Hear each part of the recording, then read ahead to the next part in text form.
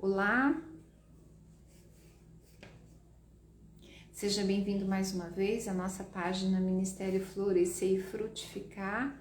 Eu quero te desafiar a ficar comigo até o final desse vídeo, pois nós vamos refletir em Eclesiastes capítulo 6, ok? Apenas um versículo, mas também vamos refletir em alguns outros textos para dar luz e entendimento, certo?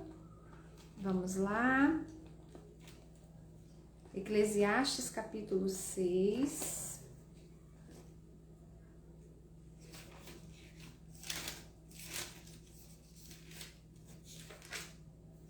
Versículo 11 diz assim, versículo 12. Na verdade, quem sabe o que é bom para o homem nos poucos dias de sua vida vazia, em que ele passa como uma sombra? Quem poderá contar-lhe o que acontecerá debaixo do sol depois que ele partir?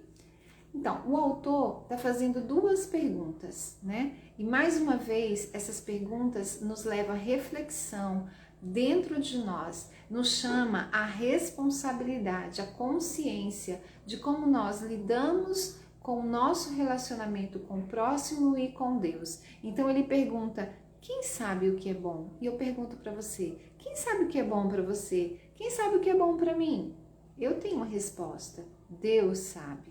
Sabe, quando você tiver dúvidas em algum tipo de necessidade para você tomar decisões, Deus sempre vai estar atento e ali para te ajudar, desde que você o convide, desde que você faça participar da sua vida. Olha o que Salmo 119, versículo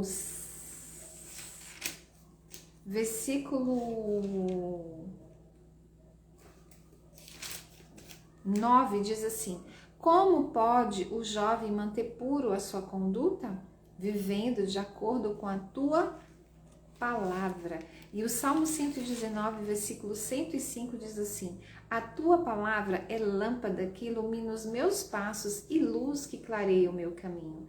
Sabe, hoje nós vivemos um tempo muito difícil em que o nosso caminho fica obscurecido muitas vezes com tantas vozes, com tantos conselhos, com tantas circunstâncias e até mesmo, por que não dizer, tantos problemas, pois saiba que a palavra de Deus pode iluminar a sua mente, pode iluminar o seu caminho, pode iluminar os seus passos e o seu coração a ponto de clarear e dar uma direção para você. E aí o autor, ele nos chama para uma pergunta intrínseca do ser, a questão da existência. É uma questão existencial, porque no final ele diz assim: quem pode saber, quem sabe o que é bom para o homem em poucos dias de sua vida vazia? É uma questão existencial, em que ele passa como uma sombra. Ele está dizendo que a vida é passageira. Quem poderá contar-lhe o que acontecerá depois que o sol partir, depois do sol, depois que ele partir? Quem poderá dizer o que vai acontecer no final do pôr do sol?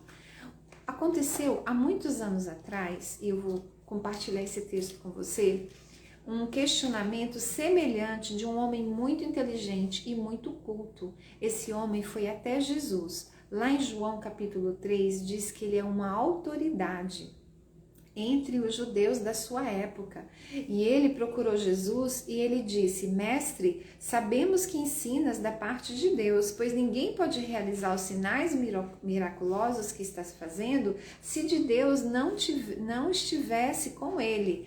Então ele começa a reconhecer a autoridade dos milagres e do ensino de Jesus, dizendo que ele reconhece que Jesus é de Deus. É uma pessoa que veio de Deus. Esse homem chama-se Nicodemos. E aí Jesus diz para ele: digo-lhe a verdade, ninguém pode ver o reino de Deus se não nascer de novo. Então, se nós estamos vivendo uma vida existencial vazia, é porque nós não nascemos de novo, porque nós ainda não vimos o reino de Deus.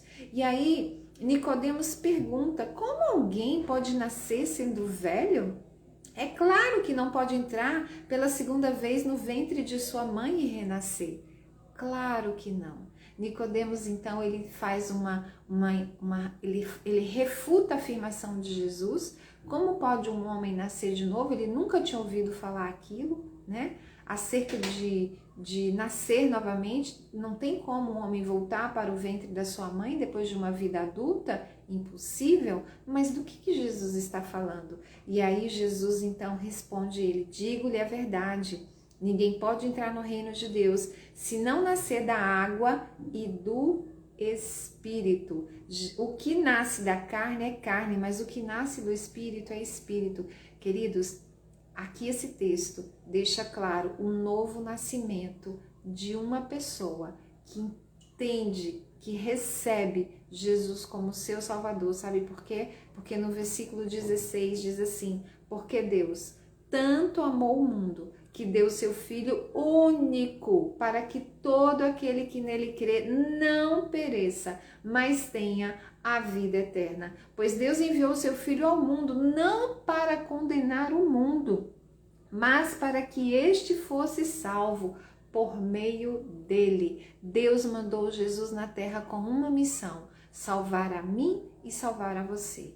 Deus mandou Jesus na terra, enviou o seu único filho para padecer por mim e por você, morrer na cruz, uma obra salvífica lá na cruz, recebendo castigo pelo meu e pelo seu pecado. E todo aquele que crê em Jesus como Filho de Deus e como seu Salvador, essa pessoa vai receber a vida eterna, ela vai nascer de novo, porque esse texto de João 3,16 está incluído no texto que nós acabamos de ler, João capítulo 3, os versículos 1, sobre Nicodemos e nascer da água e do Espírito. De maneira nenhuma esse texto pode ser interpretado como reencarnação, ou nascer novamente em um outro corpo, ou voltar numa outra vida, ou voltar num animal. Não, querido, nascer da água é da palavra, e nascer do Espírito é receber o Espírito Santo. E você sabe como você pode receber o Espírito Santo? João 3,16. Porque Deus te amou de tal maneira que mandou Jesus para que você cresce e não perecesse. De tal maneira para que você não pereça, mas tenha a vida eterna. O que é perecer? Perecer é morrer sem a vida eterna. E o que é a vida eterna? É viver com Deus para sempre. Morte eterna é viver longe de Deus para sempre. Eu desafio você hoje, nesse dia, nesse momento que você está assistindo esse vídeo, receba Jesus Cristo como seu Salvador, entregue a sua vida para Ele, nasça da água, que é a palavra, nasça do Espírito de Deus, que é o Espírito Santo, nasça na família de Deus, como está lá em João 12, mas a todos quanto receberam, deu-lhes o poder de se tornarem filhos de Deus. Esse direito é só para quem recebe Jesus como seu Salvador, porque Jesus não veio para te condenar, Jesus veio para te salvar, Ele veio para me salvar, para nos salvar, ok? Eu deixo aí esse desafio para você. Deus te abençoe. Obrigada por ter ficado comigo até o final desse vídeo. Meu nome é Joilde Santos.